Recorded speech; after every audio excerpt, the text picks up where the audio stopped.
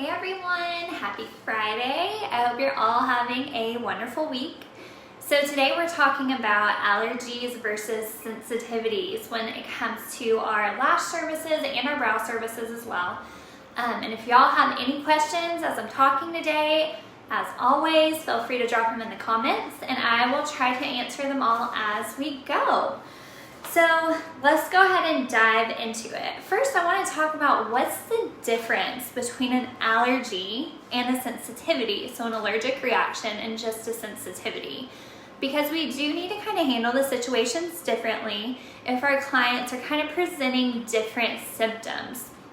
So what I tell all of my students, bottom line, an allergic reaction is something you really want to be careful of with a client.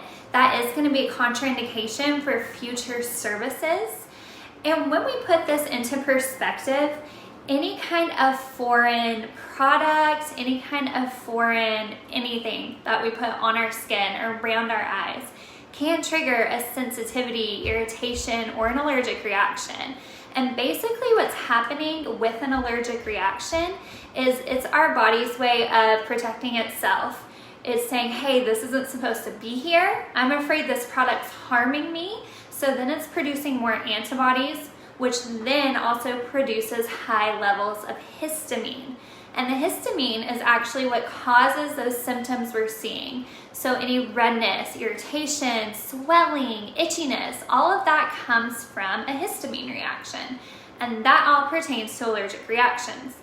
Now, with allergic reactions and sensitivities in general, a sensitivity is typically going to dissipate within the first 24 to 48 hours of having a service done. Okay, so what I mean by that is some clients may feel like a little bit of itchiness, maybe when they have the lash lift glue on, or maybe just until they rinse their eyes or something like that. An allergic reaction, a true allergic reaction, is going to persist and probably get worse over time. So if they've had symptoms for 48 hours or longer, they're either staying the same or they are getting worse, we're probably going to consider that a true allergic reaction. And at that point, you're going to want to send them to a doctor to get that checked out. We want to be super careful that we're never prescribing or recommending any kind of medications or any kind of medical treatments to our clients if they're having a sensitivity or an allergic reaction. So make sure you're not telling them to go take an antihistamine or go take a Benadryl or anything like that, because that is obviously out of our scope of practice. Instead, what you can do in either situation is recommend that the client rinses the affected area, whether it's their eyes or their brows, with cool water or saline every 20 minutes until the sensitivity or allergic reaction starts to dissipate. And of course, if that is not helping, they do need to go see a doctor and get some medical attention. So basically, allergic reaction, just remember if it's 48 hours or more, the symptoms are still persisting, you're going to consider that an allergic reaction and treat it as so, send them to a doctor, and they're probably not going to be a great candidate for whatever service they had done. Sensitivities usually lessen up or completely go away within that 24 to 48 hour time span, okay? One thing that we see causing both sensitivities and allergic reactions, or just a reaction in general, more than anything, is leaving product behind after a service. Generally, I see this the most when people don't fully rinse tint off of lashes or maybe even the brows and they're leaving it on the skin. But particularly with lashes, if you're not doing that final rinse at the end and completely rinsing the whole eye area with cool water to make sure every bit of tint is removed, it can absolutely get in their eyes, or it can just stay right there on their skin, and that's gonna burn. That can definitely cause itching, swelling, irritation, all of that stuff we wanna avoid. So that is one of the number one causes, I would personally say, for sensitivities and reactions both. So make sure you are fully rinsing your product off.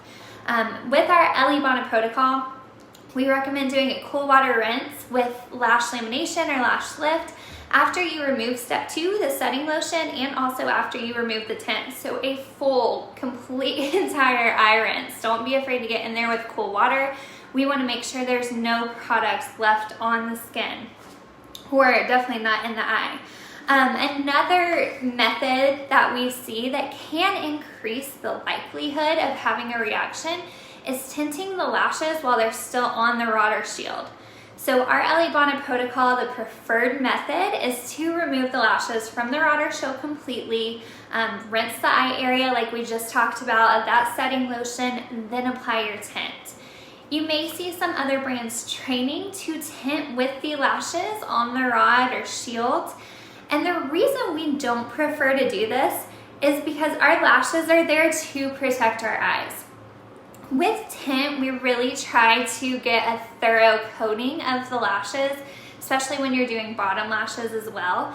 And with our eyelashes still glued up out of the way on that rod or shield, you're just increasing your likelihood that tint is gonna get in their eye, either in the rinsing process, in the application process, whatever it may be.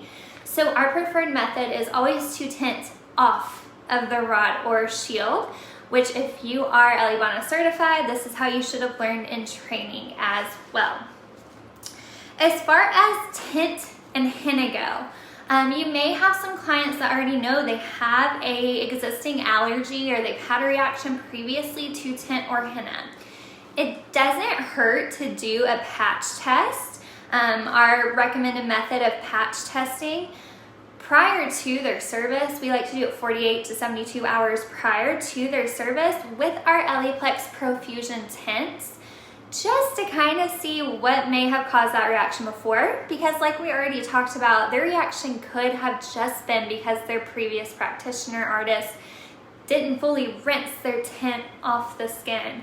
So maybe that's actually what caused their reaction and not the tint or the henna color itself. So you can always do a patch test. Now the ingredient in both tint and henna that are most likely to cause any kind of reaction is the PPD. And the PPD is more present, it has higher percentages and the darker you go with the tint or henna color. So if you're mixing any black, any dark brown in with those colors, your likelihood of an allergic reaction may go up. Now that being said, there's not going to be a ton of people that are truly allergic to the tints. However, some sensitivity, some irritation can occur, especially when we're looking at applying it to the brows because there it's touching the skin. So keep that in mind. You want to keep your application nice and neat, and I cannot say it enough, make sure you're fully removing the product when applicable, that you're not leaving anything on that shouldn't be on their skin when they leave their treatment with you. Another thing I did want to bring up is as far as lash lift glues. So when we're looking at our lash lift protocol, our lotion should never be touching the skin. They should never be in the eye. Same thing with tints, with lashes, never touching the skin, definitely never in the eye. The only product that is going to come in contact with the skin is going to be our lash lift adhesive. And whether you use our original glue or our stronghold, what your clients may experience sometimes is a little bit of tingling, maybe a little bit of itchiness, and that doesn't necessarily mean they're having a reaction or even a sensitivity. What's happening when that glue is on their lid and we're adhering that rod or shield to it is the glue goes through a polymerization process. So basically what happens is when it comes in contact with any moisture in the air, that's what gives it its tackiness. That's what holds the rod or shield in place, and then the lashes in place as well. And as it starts to polymerize, it's gonna get a little tight. So they might feel that tightness on the skin as the molecules start to change, and that's normal. As long as your client's not uncomfortable, that's totally fine, and that's actually pretty common. Now, if your client is experiencing any stinging with the glue, any kind of like severe irritation, what may be going on is they could have some micro cracks or micro tears in their eyelid that aren't really visible to your client or to our own eye, even under these bright lights we use. And typically those micro cracks or micro tears are going to be caused just from having dry or dehydrated skin. Also, if they're really aggressive with removing their makeup and rubbing pretty aggressively on a normal basis to remove it, that can create those micro tears too. So then the skin's open, it's then letting those molecules inside, your glue is really affecting the deeper layers of the skin, and so that could be pretty uncomfortable and possibly even a contraindication. You're just going to want to gauge it all on your client's comfort level. Also, keeping an eye on them yourself. What are you seeing? Are you seeing a lot of redness? Are you seeing any kind of swelling? Those are going to be indicators that you need to stop this service, fully rinse the area, and probably not continue. However, if they're comfortable, they can tolerate it, you're not seeing any visible changes, it's probably okay to go ahead and move along. This is really where your contraindications are going to come into play, so making sure you're doing that thorough consult with your client beforehand and making sure they're eligible to receive the service that you are performing on them. I will say, especially with any brow services, you probably are going to see a lot more redness or just some slight irritation, maybe even just some pinkness of the skin from products coming in contact with them, which is just kind of part of it. With brow services, what we want to make sure is that we're not applying product outside of their brow arches, so we can eliminate that as much as possible, but you will want to keep a close eye on that with brow services as well. So with lash extensions, we get this question a lot because Elleebana does have a fantastic lash extension line. If you're a lash extension artist, go try it. It's wonderful. I love it. But with lash extensions, you will probably have a lot of clients that have experienced allergies with lash extensions. Unfortunately, it's kind of common, and it's nothing we can really prevent most of the time. But what causes that reaction, that allergic reaction with lash extensions, is the adhesive. And the adhesive, pretty much every lash extension glue is going to have cyanoacrylate in the adhesive. So the acrylate molecule is actually what holds everything together. It's really strong. It makes our lash extensions stay in place for 3, 4, 5, 6 weeks even. So it's great unless somebody has an allergy to it. And typically they're not going to know they have an allergy to this particular molecule, this particular form of acrylate. If they're allergic to acrylic nails or any kind of glue like that, that's going to be a big red flag that they're probably going to be allergic to lash extension adhesive. But so it's that cyanoacrylate ingredient. Now, if they do have an allergy to that, that does not mean that they cannot have a lash lift. There is no cyanoacrylate in lash lift glue. So it's a completely different kind of formulation. Lash extension adhesive is meant to be semi-permanent. That glue has to be super strong, whereas our lash lift glue is water soluble. We have to take it off at the end of the service or during the service. So they're made up completely differently. So just if your client has a lash extension allergy, does not rule out a lash lift service. And that's something we get asked quite often. One thing that I did want to show you guys, just as like a little illustration, I always like to show my students this because something else that can happen is you can develop an allergy over time.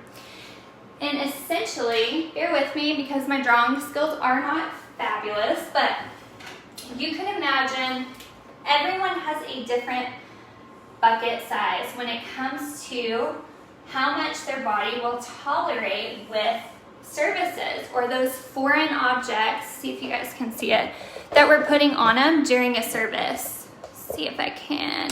Okay, so everyone has a different bucket size. Here's our water faucet, right? And let's say every time we're doing a service on them, here's our water drops coming out of the faucet. Every time we're doing a service on them is a different drop in the bucket. We're adding one more drop in the bucket, okay? And everyone's fine. They're not presenting any kind of allergies, no kind of reaction, no sensitivities yet. They've all had their lashes or brows done the same amount of times. Well, what happens is someone who just genetically has a lower resistance to this or a smaller bucket, we'll say, their bucket's going to fill up sooner. can start overflowing, and that is when we get that allergic reaction.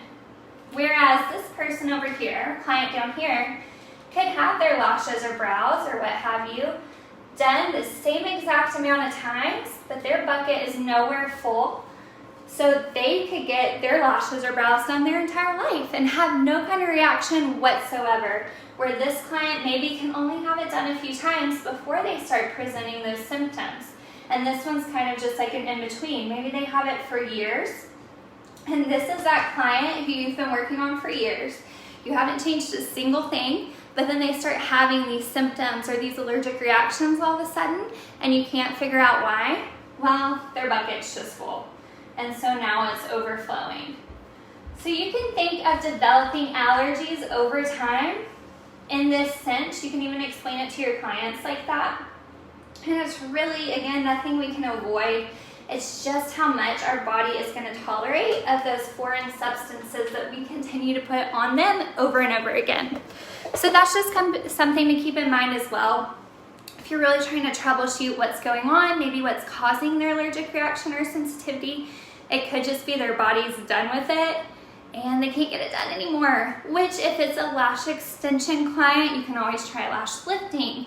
There's always different kind of services they could get done. Maybe if they develop an allergy to henna, you could possibly try brow lamination, just to give them a little something extra. So always trying to maybe figure out the root cause of it, doing your patch testing, doing a thorough consultation, going over contraindications.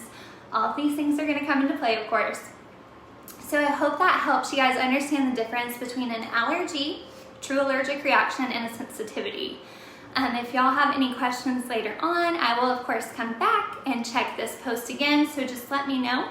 And let me know what else y'all need help on so we can do another live again soon.